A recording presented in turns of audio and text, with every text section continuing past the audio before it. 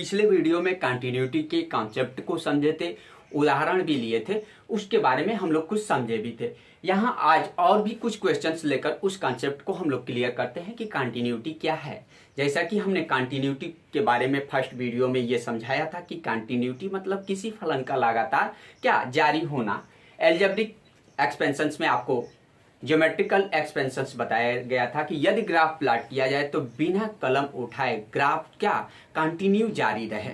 आइए कुछ एग्जांपल्स और क्वेश्चंस हम लोग कर देखते हैं कंटिन्यूटी का।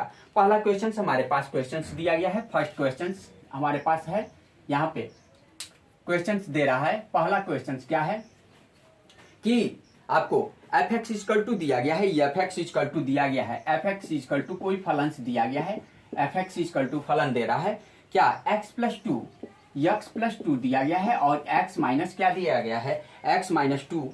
यदि यहाँ पे कंडीशंस दिया गया है, यहाँ पे यक्स इज ग्रेटर देन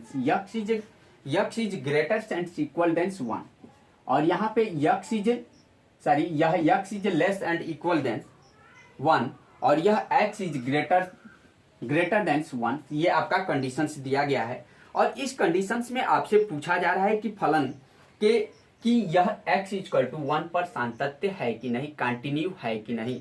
ये आपका क्वेश्चन दिया गया है। आइए हम लोग इस क्वेश्चन को सॉल्व कर लेते हैं। देखिए हमने कंटिन्यूटी के लिए कंडीशंस क्या जाना था, तो हमने जाना था कि f equal to f value of functions होता है। एफ क्या है, वैल्यू ऑफ फंक्शंस होता है।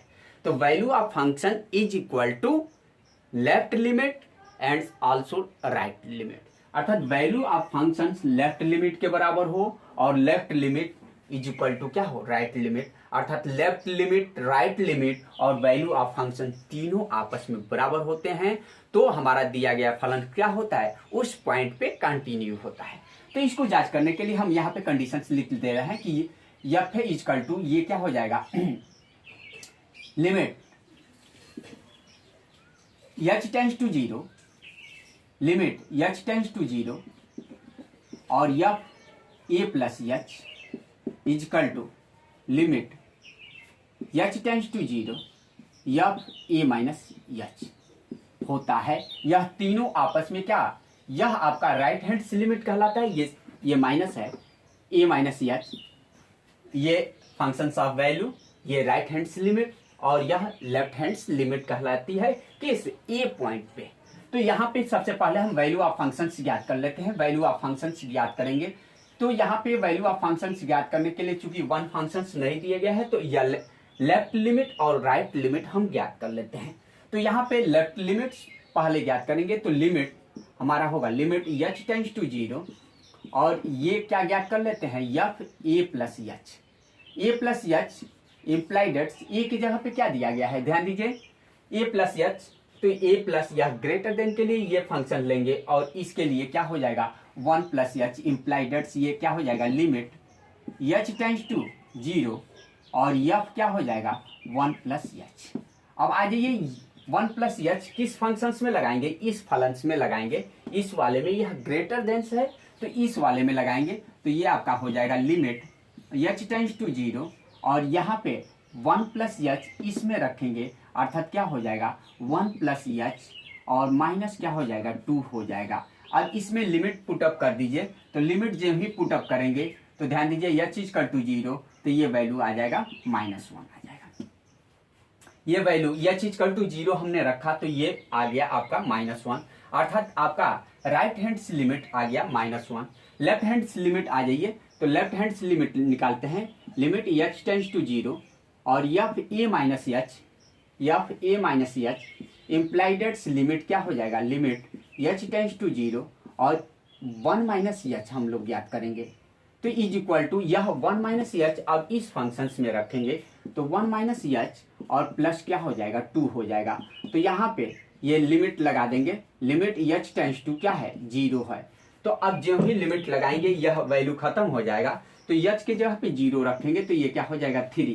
तो left limit equal to left limit और राइट लिमिट आपस में क्या बराबर नहीं आए हैं, अतः x इक्वल टू 1 पर फलन क्या है डिसकंटिन्यू। x इक्वल टू 1 पर फंक्शन क्या है डिसकंटिन्यू है, यह क्या है डिसकंटिन्यू है।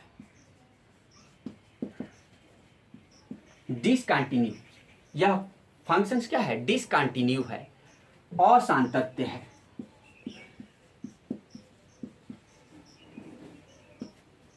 x=1 पे फलन क्या है, असांतत्य है। इसका यदि ग्राफ खींचा जाए तो ग्राफ के द्वारा भी हम लोग देख सकते हैं कि यदि ग्राफ हम लोग खींचते हैं तो यहाँ पे कैसे ये हमारा ग्राफ प्लॉट हो रहा है। तो यहाँ पे एक लाइन में ग्राफ भी देख सकते हैं, देख लीजिए कैसे ग्राफ को प्लॉट किया जा रहा है। यदि x और y एक्सिस को लिया जाए और उस कंडीशंस में इसको हम प्लॉट करें, मान लेते हैं कि ये हमारा y एक्सिस और ये आपका x एक्सिस है। तो उस कंडीशंस में ध्यान दीजिए ये ओरिजिन्स होता है 0,0 होता है। यदि x इक्वल टू यहाँ पे ध्यान दीजिए यह क्या है, लेस है, तो यह लेफ्ट लिमिट कहलाएगा। और उस कंडीशंस में x इक्वल टू यदि 1 पुटअप करेंगे तो x इक्वल टू 1, यह क्या है, x मतलब डोमेन्स होता है। तो रेंज क्या देगा, रेंज मतलब आपका रेंज आ जाएगा 3 आ जाएगा। यदि इसको मतलब ऐसे समझ लीजिए fx इक्वल टू क्या ले रहे हैं, fx इक्वल टू x+2 ले रहे हैं। यह fx इक्वल टू क्या होता है, y होता है, तो x+2 हो गया। तो x इक्वल टू यदि हम पुट करें x इक्वल टू 1 तो y इक्वल टू क्या आ रहा है, y equal to 1+1+2 equal to 3 आ गया। अर्थात पॉइंट हमारा आ गया 1,3। तो 1,3 हमने यहाँ पे प्राप्त कर लिया, 1,3 पॉइंट प्राप्त कर लिया। तो 1 हम x एक्सिस पे 1 चलेंगे, यहाँ हमने चला, और y पे 1, 2 और ये 3। तो इस प्रकार हमने यहाँ पे ये पॉइंट प्राप्त कर लिया। यहाँ पे हमने क्या किया, ये पॉइंट प्राप्त किया। तो यहाँ पे हमारा ये पॉइंट प्राप्त हो जाएगा ये पॉइंट हमारा यहाँ प्राप्त हो गया। तो अब इस कंडीशंस में ये पॉइंट अगर यहाँ दिखलाएं कि 1,3 है, ध्यान दीजिए। अब चूंकि ये वैल्यू हमारा क्या कह रहा है कि x इज लेस देन 1, अर्थात जो भी मान अब रखेंगे 1 से कम ही रखेंगे। तो इसका मतलब कि y का भी वैल्यू 3 से कम ही आएगा। तो उस कंडीशंस में यह नीचे के तरफ ऐसे आपका ये ग्राफ ऐसे जाएगा, ऐसे ये ग्राफ क्या ऐसे जाएगा, इस तरह से नीचे के तरफ जाएगा। अब दूसरे कंडीशंस में यदि हम यहाँ पे दूसरे के लिए राइट हैंड लिमिट के लिए पुट करते हैं 1, ध्यान दीजिए, तो यहाँ पे क्या हो जाएगा, fx इक्वल टू x-2 होगा, या y इक्वल टू x-2 हो जाएगा। तो x इक्वल टू पुनः 1 पुट कर रहे हैं, तो x इक्वल टू 1, तो y का वैल्यू आ रहा है -1 आ रहा है। अर्थात हमारा पॉइंट क्या हो गया, 1,-1 हो गया। ध्यान दीजिए, तो x पे तो मैंने वही चला और y की जगह पे y इक्वल टू क्या हमने -1 चला, अर्थात हमारा बिंदु यहाँ पे प्राप्त हो गया 1,-1। अब ध्यान दीजिए ये हमारे बिंदु प्राप्त हो गए, इसके सापेक्ष यहाँ पे ये बिंदु प्राप्त हुआ है।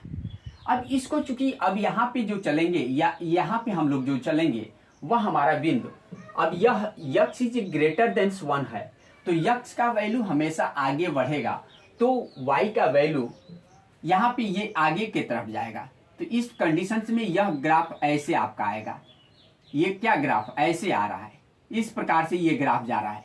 तो यहाँ पे देख रहे हैं कि हमको कलम क्या उठानी पड़ रही है, मतलब ये जो ग्राफ हमने किया यह एक दूसरे पे लगातार नहीं चल रहा है, यह डिसकंटिन्यू, इसमें गैपिंग हो गया, ब्रेकिंग्स हो गया। अतः यह x इक्वल टू 1 पे क्या है, डिसकंटिन्यू है। इस प्रकार से ग्राफ से भी हम यह देख सकते हैं कि यह फंक्शन हमारा क्या है, डिसकंटिन्यू है at the point of x। Next question, आइए नेक्स्ट क्वेश्चन हम लोग लेते हैं कि x इक्वल टू 3 पे फलन को दिखलाइए कि डिसकंटिन्यू है। इस कंडीशंस में देखिए यहाँ पे आपसे सेकेंड क्वेश्चन पूछ लिया गया कि x इक्वल टू 3 पे फलन 2x², फलन 2x²,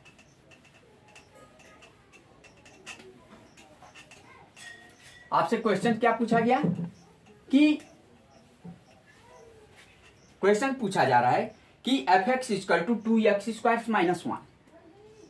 क्वेश्चन दिया गया है fx equal to 2x² -1 x equal to 3 पर, x इक्वल टू 3 पर फलन सातत्य है की जांच कीजिए। इस पे कंटिन्यू फंक्शंस क्या है, कंटिन्यू है, इसके सातत्यता की आपको क्या जांच करनी है। तो यहाँ पे यक्स का केवल 1 वैल्यू दिया गया है, ये नहीं पॉइंट दे रहा है कि ये ग्रेटर देन है लेस देन है। इस कंडीशन में वैल्यू ऑफ फंक्शन और लिमिट ऑफ फंक्शंस ज्ञात किया जाता है। तो उस कंडीशंस के लिए आ जाइए, हम लोग क्या कर लेते हैं, वैल्यू ऑफ फंक्शंस f3 ज्ञात करते हैं। f3 इक्वल टू क्या हो जाएगा, value of functions f3 equal to 3 into x के जगह पे 3 रखेंगे तो 3 का स्क्वायर -1 इज इक्वल टू हो जाएगा 3 × 9 -1 इजकल टू 27 -1 इजकल टू 26 आ जा रहा है। ये वैल्यू ऑफ फंक्शंस आ गए। सॉरी, यहाँ पे 2x स्क्वायर है तो ये बना लीजिए, 2x स्क्वायर है तो 2 से मल्टीप्लाई करेंगे, ये 18 हो जाएगा। 2 मल्टीप्लाई करेंगे तो ये 18 हो जाएगा। 18 - 1 इजकल टू क्या हो जाएगा, 17 हो जाएगा। यहाँ पे हमारा वैल्यू ऑफ फंक्शंस f3 आ गया 17। अब आ जाइए लिमिट्स पॉइंट, इस पे निकाल लें, लिमिट पॉइंट्स निकालते हैं।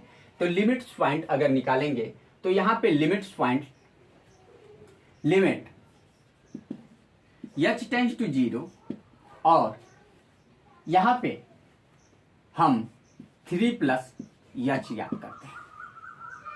तो यहाँ पे क्या हो जाएगा, लिमिट h टेंड्स टू 0 और ये x के जगह पे 3 + h रख दीजिए तो क्या हो जाएगा, 2 × 3 + h का होल स्क्वायर -1, इसका एक्सपेंड कर दीजिए और लिमिट क्या हो जाएगा, लिमिट h टेंड्स टू 0 और ये प्रसार कर देंगे तो प्रसार क्या हो जाएगा, 9 होगा प्लस h स्क्वायर होगा और प्लस कितना हो जाएगा आपका हो जाएगा 6h और -1 या limit h tends to 0, h tends to 0 यहाँ पे मल्टीप्लाई कर दे रहे हैं तो 18 प्लस 2h स्क्वायर